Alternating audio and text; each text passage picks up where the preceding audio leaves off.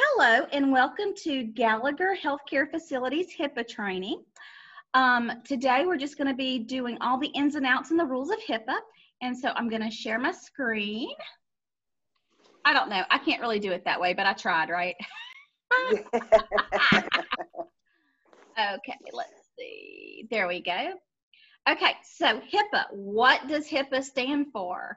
This is going to be a question that is going to be on the NCCT, and it may even be on your exam that you take on this chapter.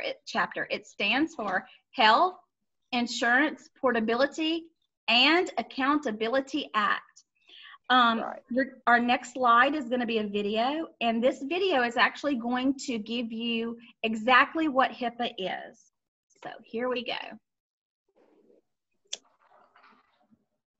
HIPAA stands for the Health Insurance Portability and Accountability Act.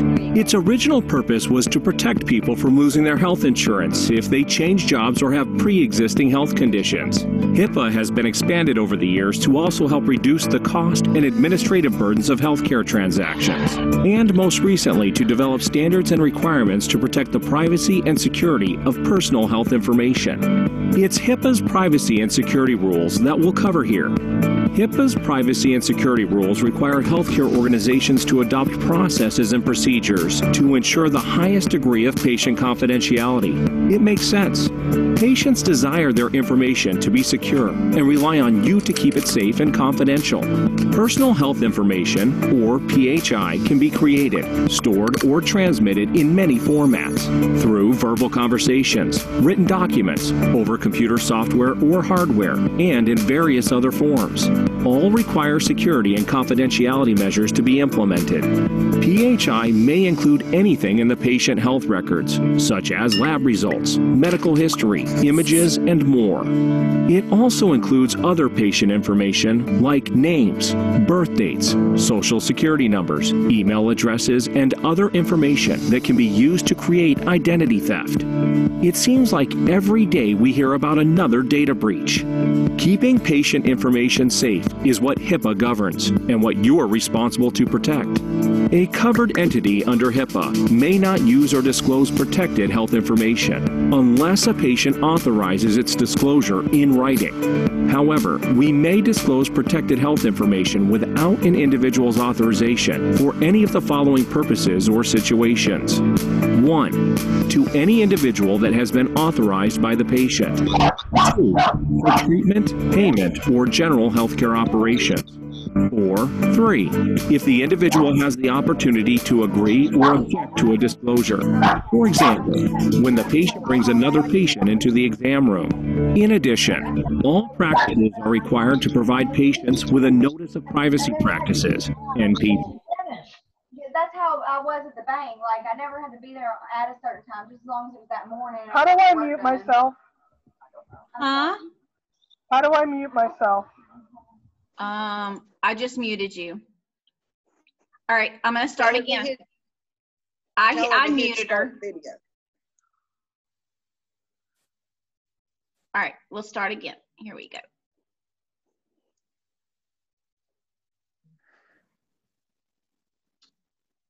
It is a best practice. Oh, I don't know what just happened. Hang on. It's suddenly. I'm not at home. Oh. HIPAA stands for the Health Insurance to protect the privacy and security of personal health information.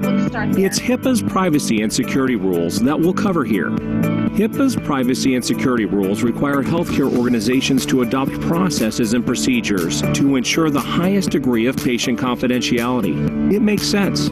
Patients desire their information to be secure and rely on you to keep it safe and confidential. Personal health information, or PHI, can be created, stored, or transmitted in many formats through verbal conversations, written documents, over computer software or hardware, and in various other forms. All require security and confidentiality measures to be implemented. PHI may include anything in the patient health records, such as lab results, medical history, images, and more. It also includes other patient information like names, birth dates, social security numbers, email addresses, and other information that can be used to create identity theft. It seems like every day we hear about another data breach. Keeping patient information safe is what HIPAA governs and what you are responsible to protect. A covered entity under HIPAA may not use or disclose protected health information unless a patient authorizes its disclosure in writing. However, we may disclose protected health information without an individual's authorization for any of the following purposes or situations. 1. To any individual that has been authorized by the patient. 2. For treatment, payment, or general healthcare operations. Or 3. If the individual has the opportunity to agree or object to a disclosure. For example, when the patient brings another patient into the exam room. In addition, all practices are required to provide patients with a Notice of Privacy Practices, NPP. It is a best practice to make a good faith effort to obtain a patient's written acknowledgement of receiving the notice. The NPP must inform patients of the uses and disclosures of PHI that the practice may make and define the patient's right to access and amend their medical information. Except in certain circumstances, individuals have the right to review and obtain a copy of their protected health information. You may impose reasonable fees for the cost of copying and fulfilling the patient's request. When you disclose PHI, you must use the minimum necessary information to accomplish the purpose of the disclosure or request. Remember, minimum Practices must necessary. identify each employee who needs access to PHI to carry out their job.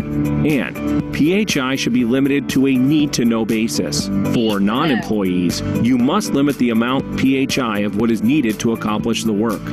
You should also rely on ethics and your best judgment in deciding whether to disclose protected health information. The HIPAA security rule requires covered entities to implement administrative, physical, and technical safeguards to ensure that medical information is stored, transmitted, and received in a safe and secure manner. Administrative safeguards require practices to create and maintain updated policies and procedures for employees to learn and follow to help maintain the security of PHI. Some examples of administrative safeguards include acceptable use policies to help train employees on their access rights and responsibilities with handling PHI. Sanction policies are needed to discipline employees who violate HIPAA law. Information access policies grant appropriate access to computer workstations, health records and transactions, and other programs or processes. Security awareness training must be implemented, so employees are trained and reminded of policies and procedures relating to software updates, computer login monitoring, password updates, and other key security measures. And contingency planning, so adequate preparation, policies, and procedures are in place in order to respond to an emergency. For example, if there is a fire, vandalism, or other natural disaster, an incident and emergency response plan must be created, tested, and revised, and all critical activities must have a designated owner. Technical safeguards require practices to implement procedures and the right software and equipment to protect PHI. Practices must implement technical policies and procedures to allow access to only those people who need access to do their jobs. Practices should incorporate encryption and decryption in backing up, restoring, and transmitting electronic patient information. And policies and procedures must be set up to destroy PHI when it is no longer necessary to fulfill a job or function. Physical safeguards must be implemented to protect the location and devices within your practice. Facility access controls must be created, and all access must be monitored. It's important that you understand and monitor who is accessing the practice, and security measures are put in place prior and after a potential incident. To help administer these safeguards, HIPAA requires that every practice designate a HIPAA security and HIPAA privacy officer. The designee can be the same person, if appropriate.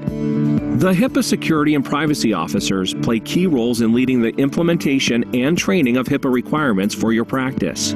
HIPAA is enforced by the Office of Civil Rights, a division of the Health and Human Services.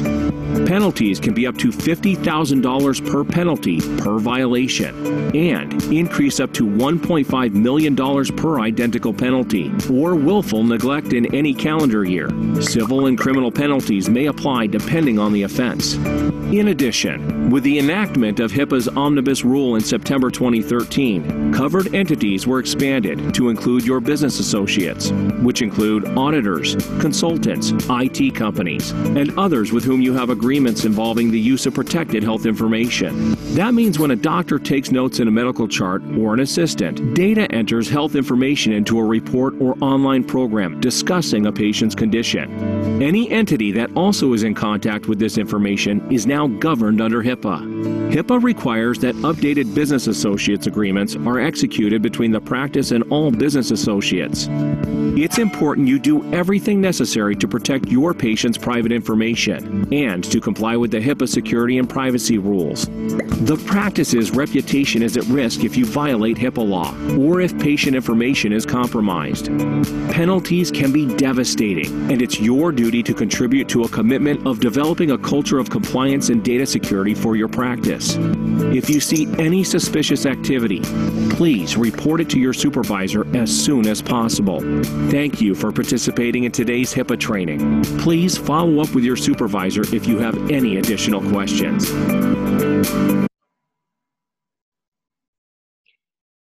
Oh, what happened to Lisa? Well, we lost somebody. Okay, Rebecca, since you're the only one left here, I wonder if maybe Lisa's internet went out possibly. We both are under sun leak and we've been having trouble. So, all right, so that was our first little HIPAA training video. We have one more. I'm just giving a quick break so that we can kind of rest our ears in between. But here we go. On to our next one. Well, let's see if it will let me go to the next one.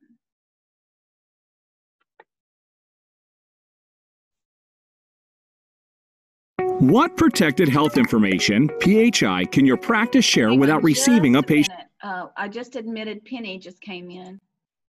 Hi, Penny.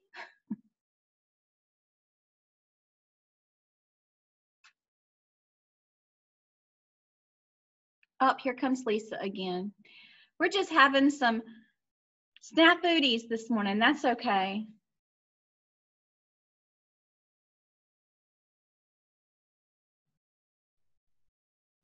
Hi, Penny. Miss Lisa, you're back? I'm back. Okay, that's all right. Well, Penny, you missed our first little exciting video on HIPAA. It was so exciting, I had to take a break in between that one and this one so that we could get our fuzzies out of our mind. And it was only 7 minutes. I can't hear you. And if the internet would cooperate. Oh, I lost Penny. The internet's gone loco today. All right, well, we're going to go ahead and flip around, split the screen around, and let me text Penny. She said, oh, no. All right, so we're going to go back around, and we're going to watch the second video. It's not nearly as long, and there's a whole series, so I didn't put the whole series up for you guys. Patient's consent. Does your practice need special agreements in place before sharing patient information? What rights do patients have regarding their PHI? These are all questions covered and addressed under HIPAA's privacy rule. The privacy rule creates specific standards to protect patient information. Patient privacy continues to evolve, and practices must follow strict guidelines in order to protect patient information and the practice's reputation. In order to comply with HIPAA law, you must have specific policies and procedures in place to properly control, disclose, and protect PHI. HIPAA's privacy rule defines specific rights for individuals regarding their PHI and obligates covered entities and their business associates to comply with protecting their information. As a general rule, patients must authorize any disclosure of their PHI. This includes all individually identifiable health information. However, HIPAA's privacy rule is not designed to interfere with the treatment of patients. Doctors, nurses, dentists, labs, specialists, and other healthcare providers can all freely discuss treatment plans and health status. They can share information to treat us, get paid, and run routine healthcare operations. This is referred to as TPO, defined as treatment, payment, and healthcare operations. However, patients do have rights. It makes sense because it's their private information that's at risk. Let's go through some of the key patient privacy rights that your practice should be aware of. Patients have the right to see and receive copies of their medical records. The Health Information Technology for Economic and Clinical Health, also known as the HITECH Act, provides rights to patients to obtain copies of their records in an electronic format. And healthcare providers may charge for creating and delivering patients their requested information. If patients find errors in their records, patients have the right to request an amendment to their records. However, requests can be denied if they are found untrue. For example, if a patient was proven to be a smoker and requested to have that taken out of his or her health record, that request can be denied by the practice. Patients have the right to control who is informed about their health information. As a general rule, you can't disclose patient information without their consent. For example, if LeBron James gets treated in your office for a bad knee or an infected tooth, it is illegal to disclose this information without LeBron's consent, unless the disclosure is specifically related to treatment, payment, or healthcare operations. And make sure you receive the authorization in writing. However, there are certain circumstances where you are not required to obtain your patient's consent. These are non-routine circumstances like life-threatening emergencies, law enforcement support, or to identify a deceased or cause of death. In these non-routine cases, patients have the right to see an accounting of their non-routine disclosures. Patients also have the right to restrict information. For example, they can restrict family members from knowing they have a terminal illness. They can also revoke the restriction if they decide to at a later date. It is the patient's right under HIPAA to control who receives and knows about their medical condition. Patients have the rights to file complaints. If a patient believes their medical information was not adequately protected, or the practice denied the patient rights to their information, the patient has the right to file a complaint with the Department of Health and Human Services. Patients have the right to receive a notice of privacy practices from your practice. It must be written in plain, simple language so patients can easily understand it. The notice informs patients how their PHI can be used and disclosed, and defines the rights and process of how patients can gain access to their medical information. Every practice must post their notice of privacy rights at their physical location in clear sight, provide a copy to their patients, and use best efforts to obtain written confirmation that the notice was received. In summary, you have to clearly understand the privacy rights of your patients. As a general rule, they have a right to see and receive copies of their health records. They have the rights to amend their health information. They have the right to receive their information confidentially. They have authorization rights before their information may be used or shared for certain purposes, such as for research or marketing. However, they can restrict who receives their PHI and can request an accounting of disclosures when and why their PHI was shared. And finally, they are entitled to receive a notice of privacy practices from your practice that explains how their PHI is used and shared. OfficeSafe, powered by PCI HIPAA, contains many of the private documents and policies for your practice. And if you have any questions, please call us at 800-588-0254 or email us at support@pcihipaa.com. So lots of good information, right? Right. Let's go to number 4. Okay. Now, this slide I put up just so you guys can go in and just read. It just gives, it's a compliance checklist. And for example, technical protections are encrypted and authenticate EPHI, electronic patient health information, control log access. And so it just kind of gives you it gives you a list of, you know, what each thing protects. And I just thought that that was a really cool little great, you know, checklist.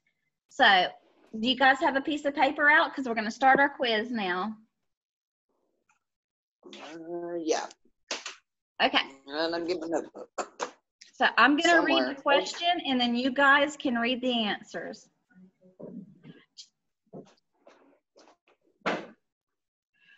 You already know about HIPAA. Okay, so number 1 says the primary federal law pertaining to medical information privacy is the ARRA, the HIPAA, the HITECH Act, all of the above, or none of the above. Hipaa. Say it louder so the people in the back can hear you. Hipaa. That's right, it is HIPAA. Okay, number 2, what is PHI?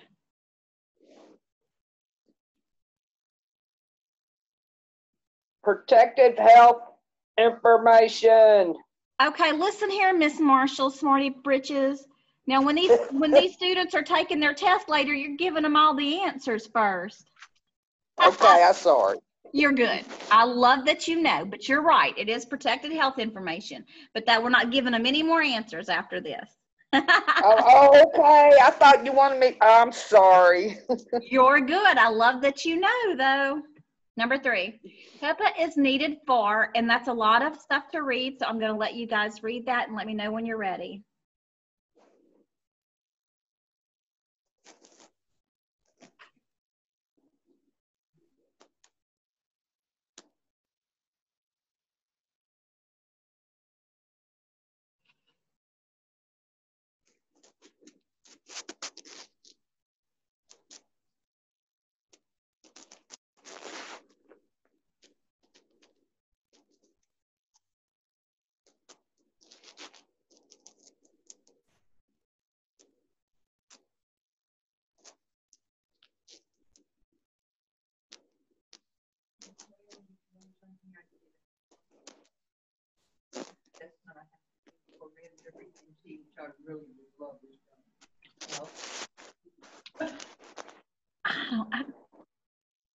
I don't know if I can. I'm ready.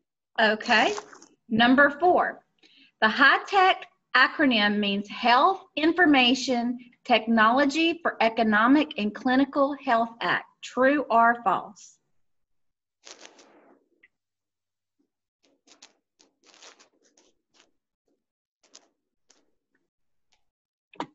Number 5, protected health information, PHI, can include which of the following? Name, date of birth, medical record number, message or issue, diagnosis, admission date, time and reason, or all of the above.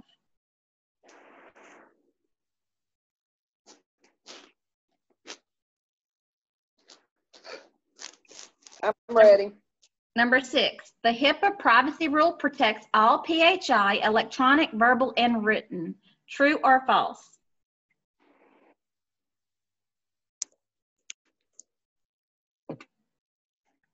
Done. My responsibility under HIPAA includes, and I'm going to let you read that and choose. I'm not going to read all of it. All right. I'll read the short ones, not the long ones.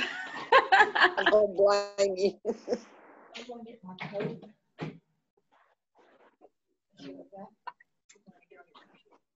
All right, bring your mask.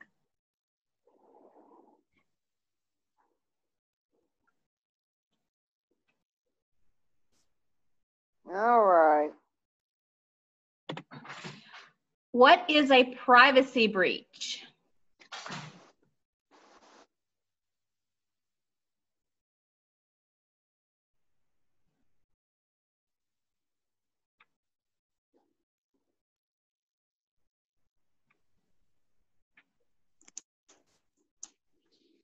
All right.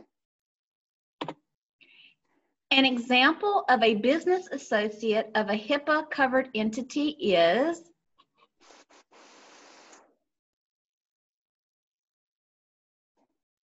if you're getting the same answer for these, you're not getting them wrong. Okay, good deal.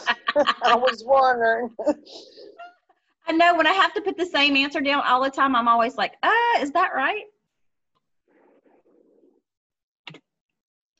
If you need to report a HIPAA concern or violation, which of the following can you do? Contact my supervisor or manager, contact my HIPAA site coordinator. Sorry, it's telling me I'm running out of time. Contact my organization's HIPAA compliance officer, or all of the above.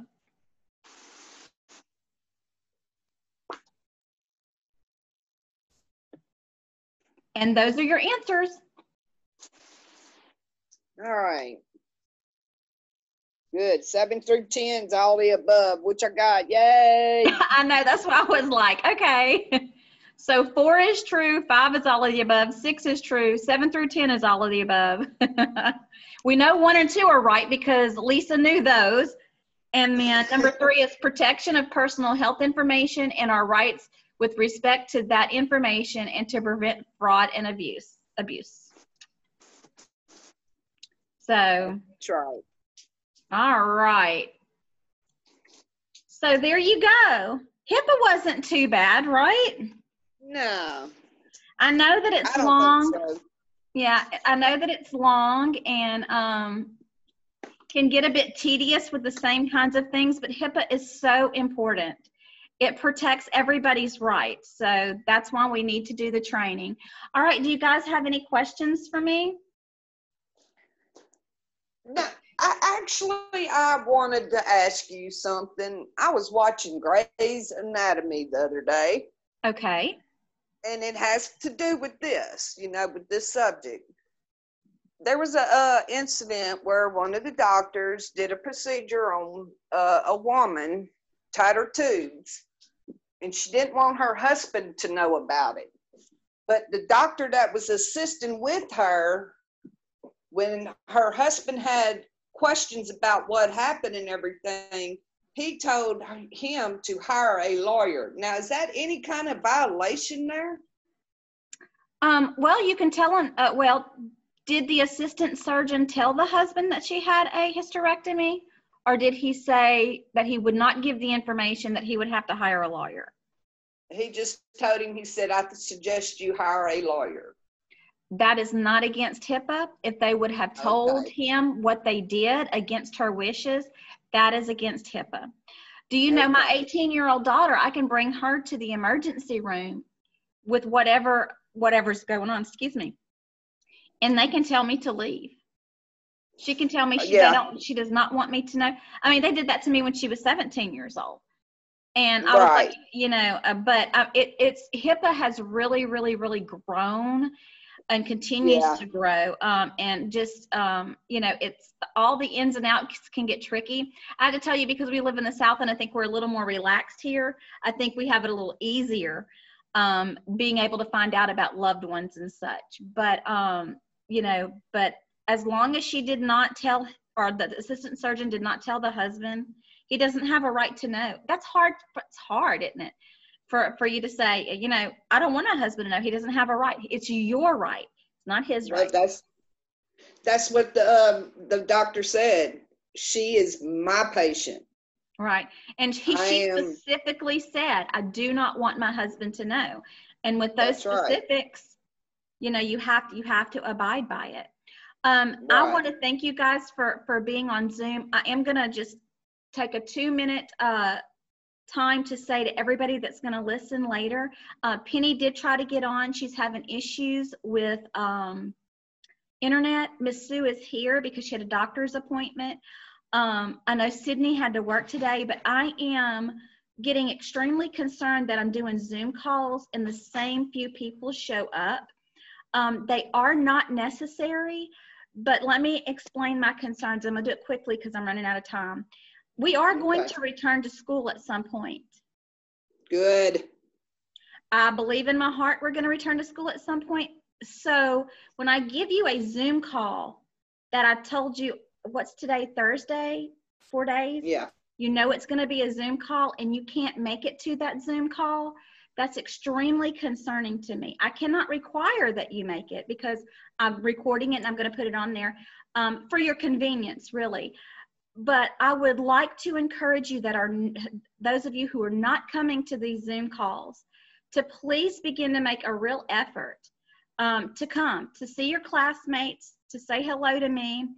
We are a team, we are a class, and in order for us to stay connected, we need to see each other. So right. I just would like to ask that you put your best foot forward.